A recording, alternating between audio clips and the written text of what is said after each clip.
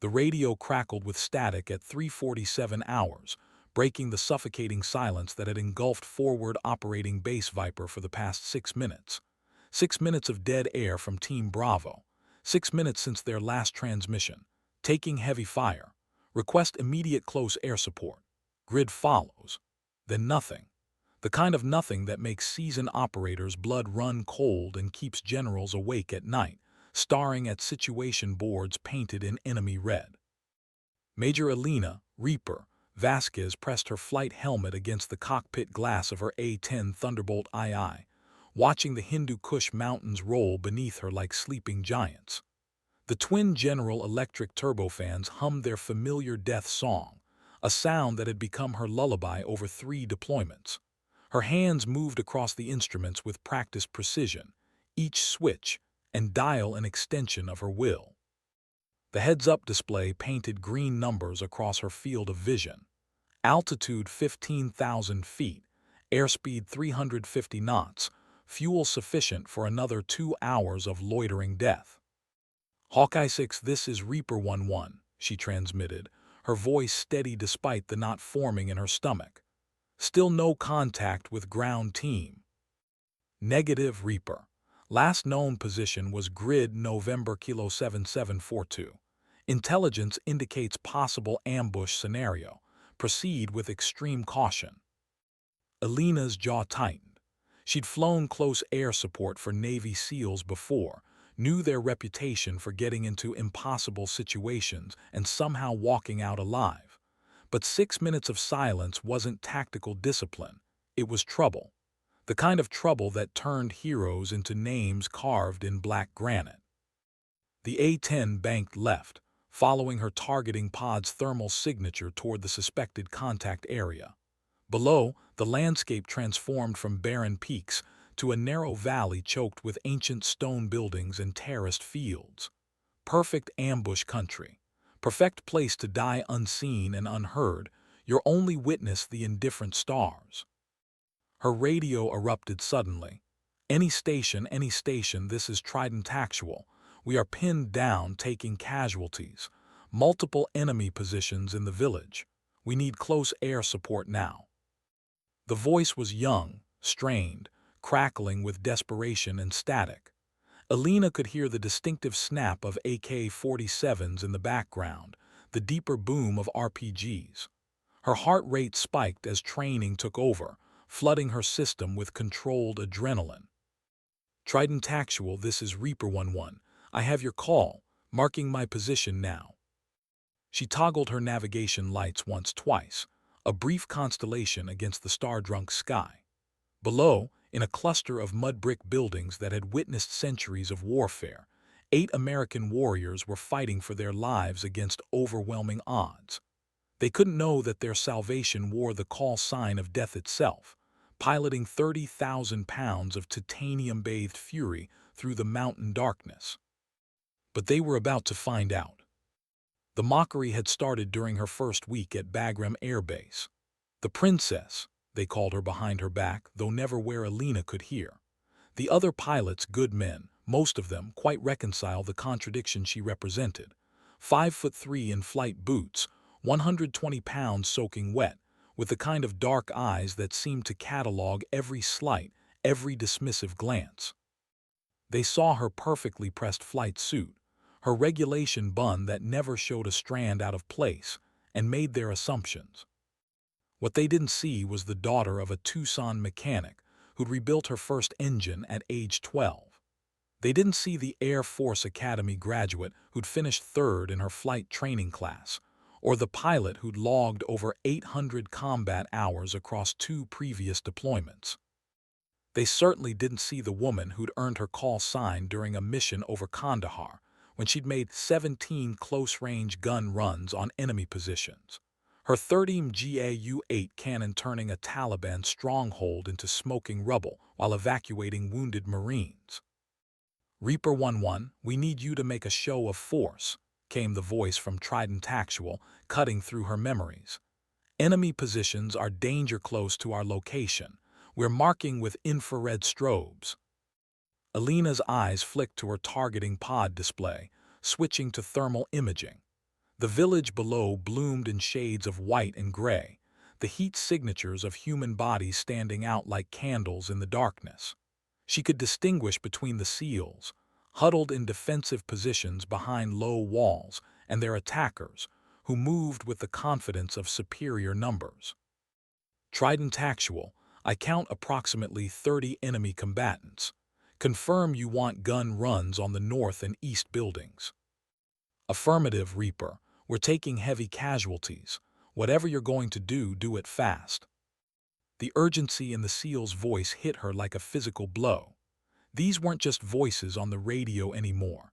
They were Americans, warriors like herself, fighting alone in a hostile land with death closing in from all sides.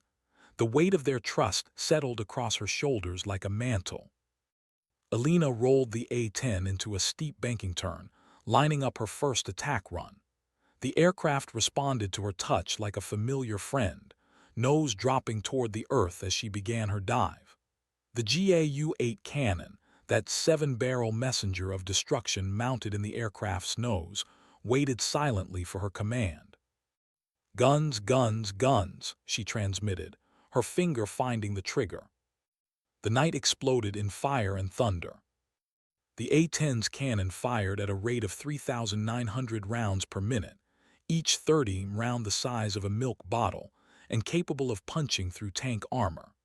The muzzle flash lit up the darkness like lightning, stroboscopic and terrible, while the distinctive BRRRT sound rolled across the valley like the voice of an angry god. Alina held the trigger for 3 seconds, a lifetime in combat, sending 195 rounds of depleted uranium death streaming toward the enemy positions. The northern building simply ceased to exist. One moment it was a 2-story structure sheltering Taliban fighters. The next it was a crater surrounded by scattered stone and silence.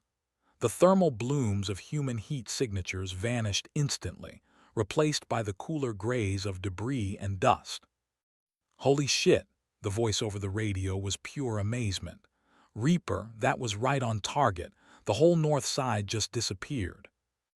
But Alina was already rolling into her second attack run, muscle memory and training guiding her actions while her conscious mind calculated angles and distances. The A-10 climbed and banked, its twin engines singing their death song as she positioned for another strike.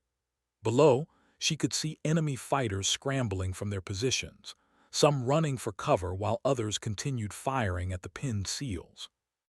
"Trident actual, I'm coming around for another pass. Keep your heads down." The second gun run was textbook perfect. Alina lined up on the eastern compound where her thermal imaging showed the largest concentration of enemy heat signatures. The cannon spoke again, its voice echoing off the mountain walls as streams of depleted uranium tore through mud, brick, and flesh with equal ease. Secondary explosions bloomed in her targeting pod display, ammunition cooking off in the destroyed building. "Outstanding, Reaper. Enemy fire has slackened considerably. We're preparing to move to extract position." For the first time in 20 minutes, Alina allowed herself a small smile. But the relief was short-lived. Her threat warning system suddenly came alive with urgent beeping, and she saw the telltale smoke trail of a surface-to-air missile rising from the valley floor like a deadly finger pointed directly at her heart. Someone down there had a stinger. Time slowed to the crystalline clarity that combat pilots know intimately. Alina's hands moved without conscious thought, deploying chaff and flares while throwing the A-10 into a violent, evasive maneuver. The big aircraft groaned under the G-forces, its titanium bathtub cockpit protecting her from the mountain of pressure trying to crush her into unconsciousness. She could hear the missile's proximity sensor chirping as it closed the distance, could almost feel its heat-seeking warhead trying to lock onto her engines. The missile detonated 50 feet behind her left engine, close enough to rattle her teeth and pepper the A-10's armored rear section with shrapnel. Warning lights cascaded across her instrument panel like a Christmas tree designed in hell. Engine fire warning, hydraulic pressure dropping, flight controls sluggish. But the aircraft was still flying, still responsive to her commands. The A-10 had earned its reputation as the most survivable combat aircraft in the world, and tonight it was proving that reputation in blood and fire.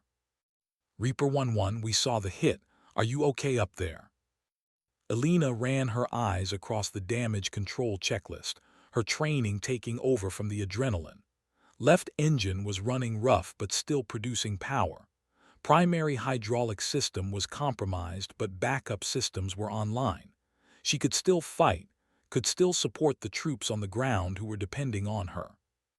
Trident Actual, I took some damage but I'm still mission capable. Do you have eyes on that Stinger position? Affirmative, Reaper. Southwest corner of the village, two-story building with the red roof. We're marking with laser designator now. Alina's head snapped to her targeting pod display, where a small building was now painted with the invisible infrared laser from the SEAL's ground-based designator. The person who just tried to kill her was hiding in there, probably reloading another missile. The smart tactical decision would be to call in another aircraft, let someone with an undamaged plane make the attack run. But Alina had never been accused of making the smart decision when American lives were on the line. Copy the mark, Trident. I'm going in.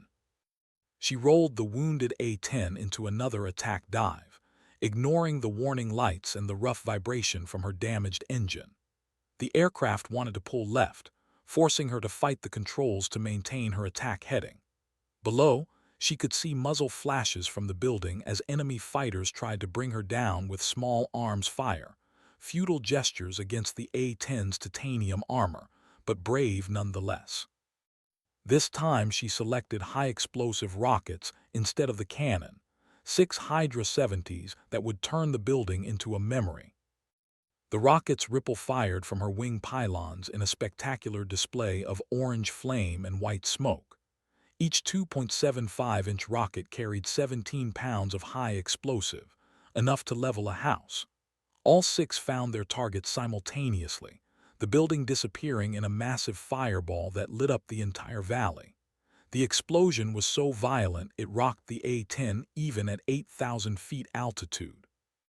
Reaper, that was incredible. The whole place is gone. But Alina barely heard the congratulations. Her left engine had finally given up, its warning tone joining the symphony of alarms filling her cockpit. She was down to single-engine flight over hostile territory, 30 miles from the nearest friendly airfield, flying an aircraft that now handled like a 3-legged rhinoceros with a hangover. Hawkeye 6, this is Reaper 1-1. I've lost my left engine and have battle damage.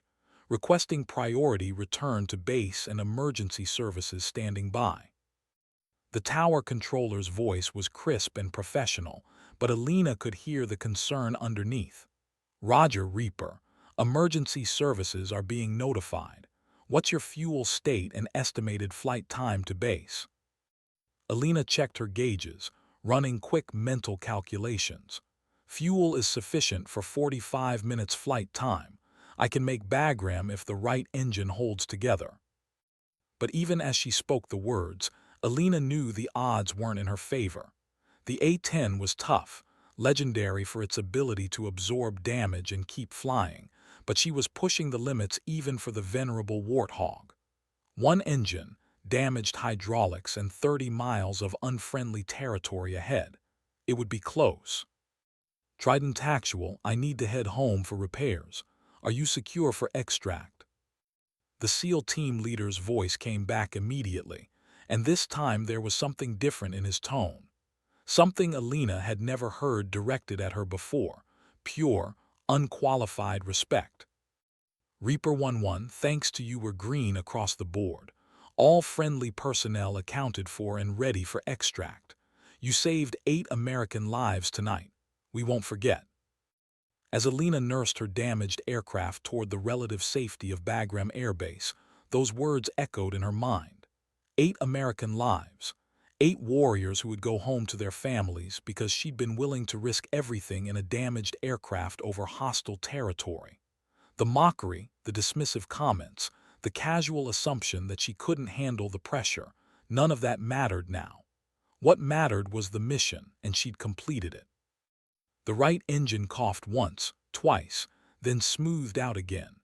Elena whispered a prayer to whatever gods watched over combat pilots and kept flying through the darkness toward home.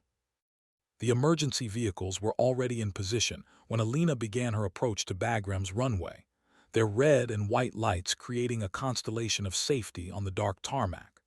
The A-10 felt heavy and sluggish on final approach, requiring constant corrections to maintain proper glide path. Her single remaining engine was running at maximum power just to keep the aircraft airborne, its temperature gauges dancing dangerously close to redline.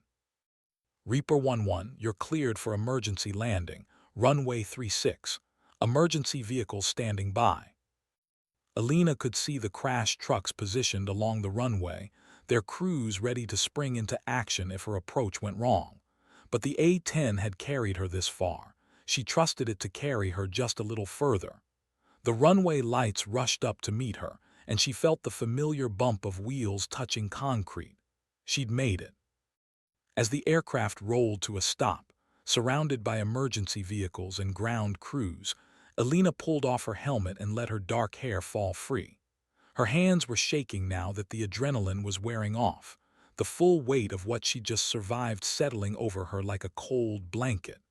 But she was alive, and more importantly, 8 Navy SEALs were alive because she'd done her job. The crew chief who opened her canopy was a grizzled master sergeant with 3 decades of service written in the lines around his eyes. He looked at the battle damage, the shrapnel holes, the scorched metal around the left engine, the hydraulic fluid staining the concrete beneath the aircraft, and whistled softly. "Ma'am, I don't know how you kept this bird in the air. Half the control surfaces are shot to pieces." Elena climbed down from the cockpit on unsteady legs, her flight suit soaked with sweat despite the cool mountain air.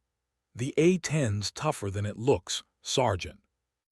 "Yes, ma'am, but it takes a hell of a pilot to bring her home in that condition." Word traveled fast on a military base, especially word about a single pilot taking on overwhelming odds and winning. By the time Elena made it through debrief and medical evaluation, the story had already begun to grow in the telling. 8 Navy SEALs saved by a single A-10. A pilot who'd made multiple gun runs against superior numbers, then continued the fight even after taking a missile hit.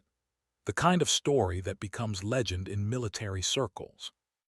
But it was Colonel Marcus Bradley, the wing commander, who put things in perspective during Elena's after-action debrief. Bradley was old-school Air Force, a Vietnam veteran who'd seen more than his share of heroics and tragedy. He listened without interruption as Elena recounted the mission, his weathered face impassive. "Major Vasquez," he said finally, "what you did tonight was either the bravest thing I've seen in 30 years of service or the most foolish. Continuing to engage after taking battle damage, single-engine flight over hostile territory. By the book, you should have broken off and headed for base." Elena met his gaze steadily. "Sir, those SEALs needed immediate support. There wasn't time to wait for another aircraft." Bradley nodded slowly. "That's exactly what I thought you'd say, and that's exactly why you're getting a Silver Star. Congratulations, Major, you've earned it." The Silver Star, the third highest military decoration for valor in combat. Elena had dreamed of such recognition during her early career, had imagined how it would feel to be acknowledged for her service. But now, sitting in a sterile debrief room at 600 hours, she felt only exhaustion and a quiet satisfaction. She'd done her job. She'd brought her people home. The real reward came 2 days later, when Team Bravo rotated back to Bagram for a brief rest before their next mission. 8 Navy SEALs, faces painted with exhaustion and stubble, sought her out at the flight line where she was inspecting her replacement aircraft. Their leader was a lieutenant named Jackson Reeves, younger than Elena had expected, with the kind of intense blue eyes that missed nothing. "Ma'am, I wanted to thank you personally," he said, extending a calloused hand. "What you did for us out there. We were dead without your support." Elena shook his hand, surprised by the strength of his grip. "Just doing my job, Lieutenant." Reeves smiled, and for the first time she saw the young man beneath the warrior's facade. "Maybe so, ma'am. But when the job was flying through missile fire to save 8 strangers in the dark, most people would have found an excuse to do something else. You didn't. That makes you special."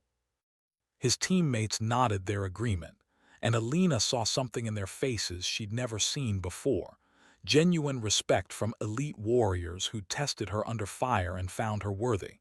It was worth more than any medal, more valuable than any commendation. It was acknowledgement from the people whose opinions mattered most. "Ma'am," Reeves continued, "my team was wondering if we could make a request. When we go back out there, would you mind being our on-call close air support? We'd feel a lot better knowing Reaper was watching our backs." Elena felt a smile tugging at the corners of her mouth.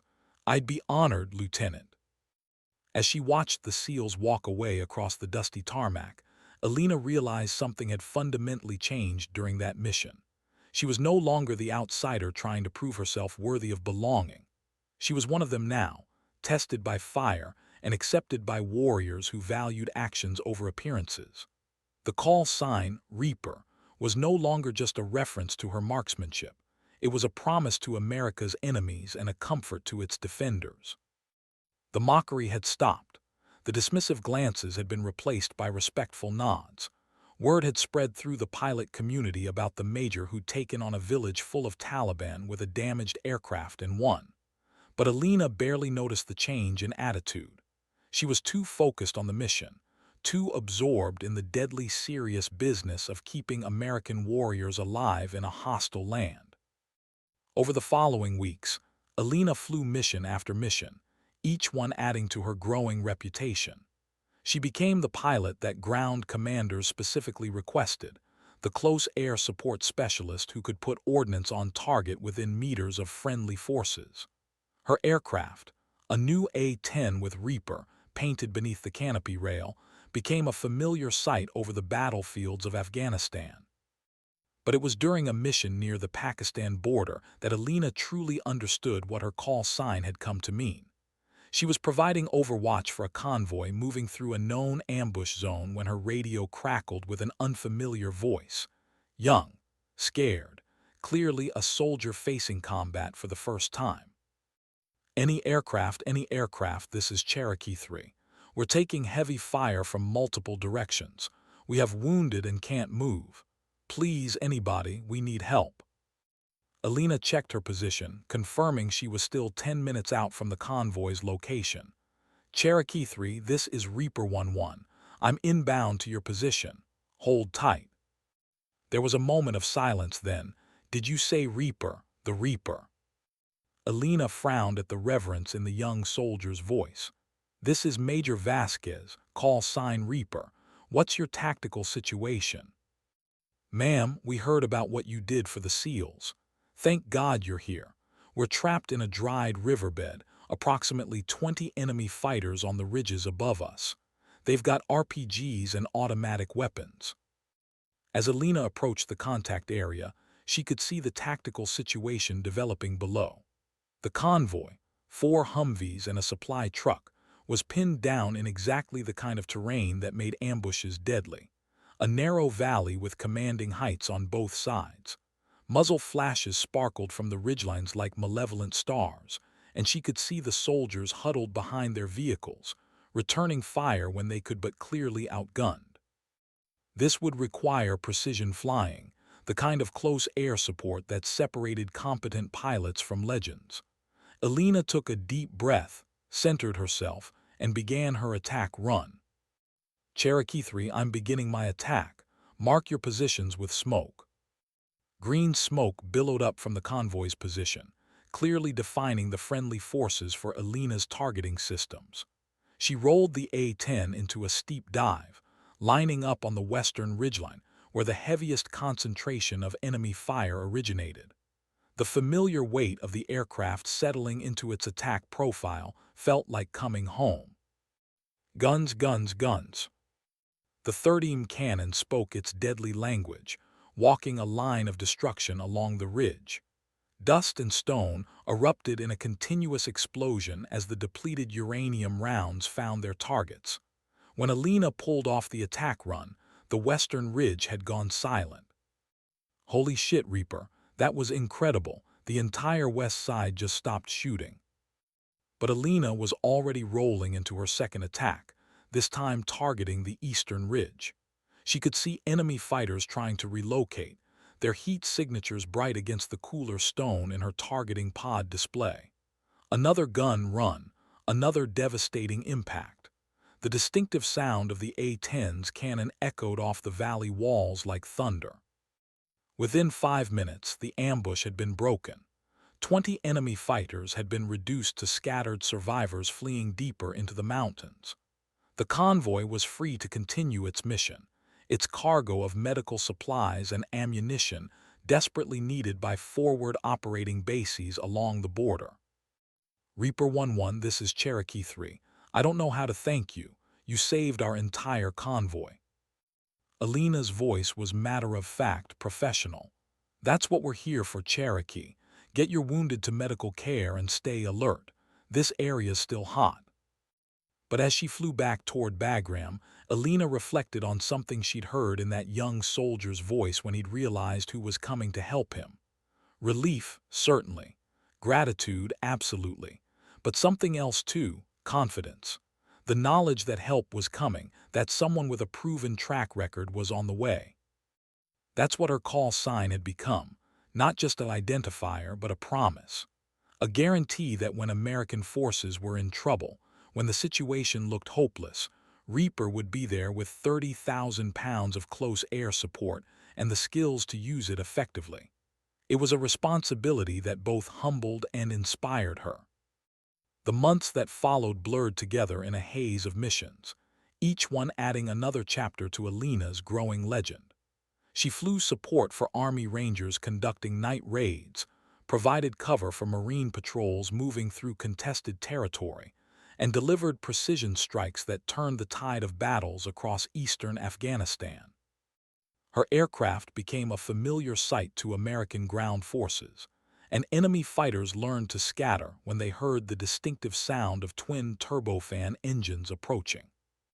But it was the personal moments that stayed with her most clearly. The thank you notes from soldiers she'd supported, carefully preserved and sent home to families who would never fully understand what their loved ones had experienced. The informal gatherings where ground commanders would specifically request her for upcoming operations. The quiet satisfaction of knowing that because of her skills and dedication, American warriors were going home alive. Colonel Bradley called her into his office on a Tuesday morning in late March, 3 months after the SEAL rescue that had changed everything. Alina found him reviewing a thick folder of documents, his expression thoughtful. Major Vasquez, I've been reviewing your performance over the past deployment. 47 close air support missions, 0 friendly fire incidents, and according to ground commanders, you've directly saved the lives of at least 60 American service members. Alina shifted uncomfortably in her chair. She'd never been comfortable with praise, preferring to let her actions speak for themselves. Sir, I was just doing my job. Bradley looked up from the folder, his weathered face serious. No, Major. You were exceeding every expectation, redefining what it means to be a combat pilot. That's why I'm putting you in for promotion to Lieutenant Colonel. It's also why I'm recommending you for the Air Force Cross. The Air Force Cross, second only to the Medal of Honor in recognition of extraordinary heroism in combat. Alina felt the breath catch in her throat. Sir, I'm honored, but... No buts, Major. You've earned this recognition through consistent excellence under fire. More importantly, you've earned the respect and trust of every ground commander in this theater. That's worth more than any decoration. After the meeting, Alina walked across the base toward the flight line, her mind wrestling with the implications of Bradley's words. Promotion, recognition, the possibility of a career path that could lead to command positions she'd only dreamed of. But what struck her most was his comment about earning trust. That was what mattered most, not the medals or the rank, but the knowledge that when American forces were in desperate straits, they could count on her to be there. She found her crew chief, Master Sergeant Rodriguez, performing routine maintenance on her aircraft. The A-10 gleamed in the afternoon sun, its gray paint scheme broken only by the mission marks painted beneath the cockpit, small symbols representing successful close air support missions. 47 marks, 47 times she'd answered the call for help. "Ma'am," Rodriguez said, looking up from his inspection, "I wanted to thank you for taking care of my bird. 3 deployments I've been working on A-10s, and I've never seen one come back from combat this consistently. You've got a light touch." Alina ran her hand along the aircraft's wing, feeling the slight vibration from the APU running to power the maintenance equipment. "She's a good aircraft, Sergeant. Takes care of me, I take care of her." "Yes, ma'am. But it takes a special pilot to get the most out of these birds. The younger guys, they try to muscle the aircraft around, force it to do things it doesn't want to do. You work with it, understand its temperament. That's why you're still alive after all those danger-close missions." As Alina climbed into the cockpit for her afternoon training flight, she reflected on Rodriguez's words. The A-10 had indeed taken care of her, bringing her home safely through missile attacks, mechanical failures, and countless close calls with enemy ground fire. But more than that, it had become her partner in the deadly business of close air support, responding to her touch with precision that could mean the difference between mission success and friendly fire casualties.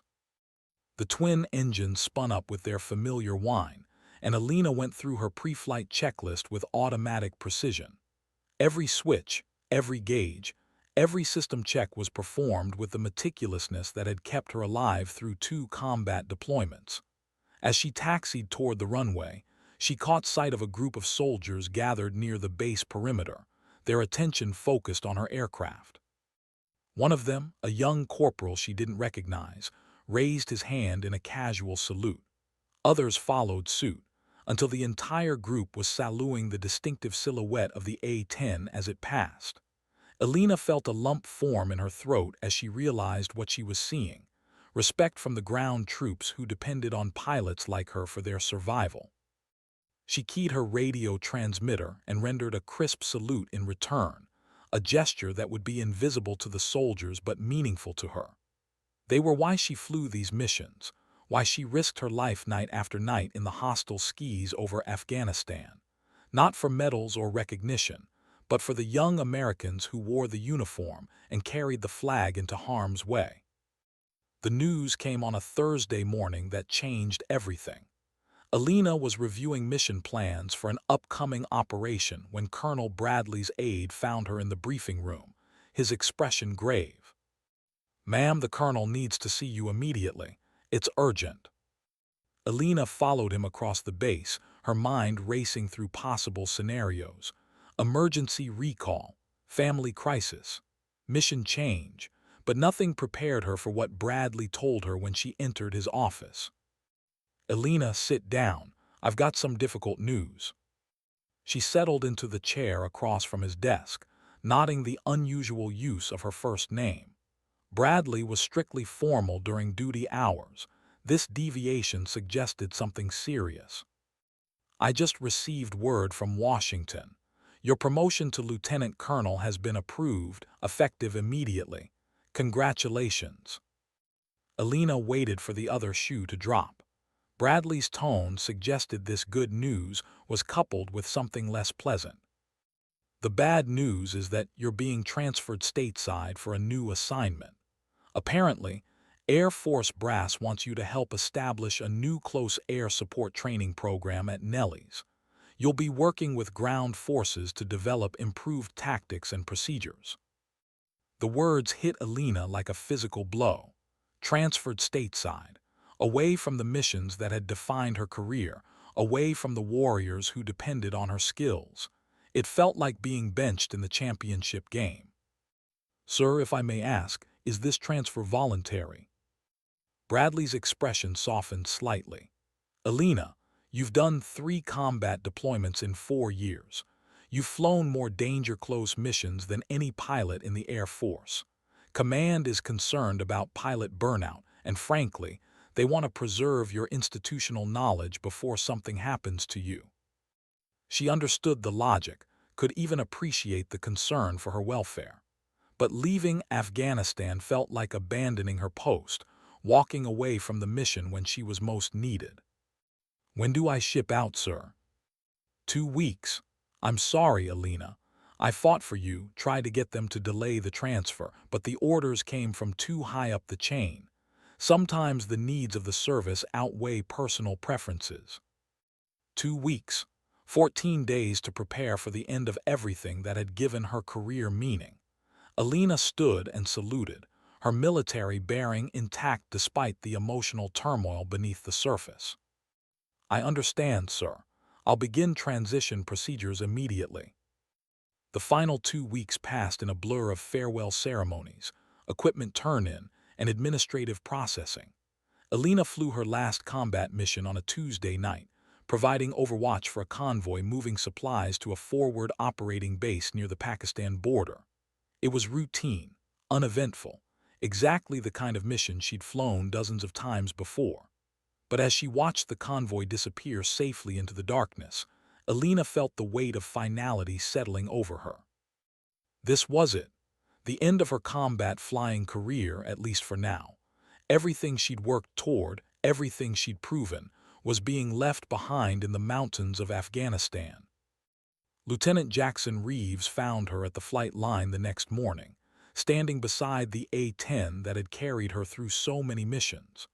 The SEAL looked older than when she'd first met him, marked by months of combat operations, but his eyes still held that penetrating intensity. "Ma'am, I heard you're rotating back to the States." Alina nodded, not trusting her voice to remain steady. Orders came through, new assignment at Nellie's. Reeves was quiet for a moment, studying her face.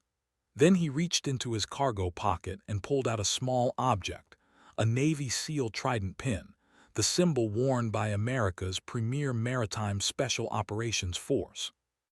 "Ma'am, I wanted to give you this. It's not official, and I'm probably breaking about 12 regulations, but my team wanted you to have it. You've earned the right to wear it, even if the Navy would never officially recognize it." Alina took the trident, feeling the weight of the metal in her palm. She understood what this represented: acceptance from warriors who guarded their brotherhood jealously, recognition that transcended service boundaries. "Lieutenant, I'm honored, but I can't accept this. You earned it through Bud-S training and years of service. I'm just a pilot who did her job."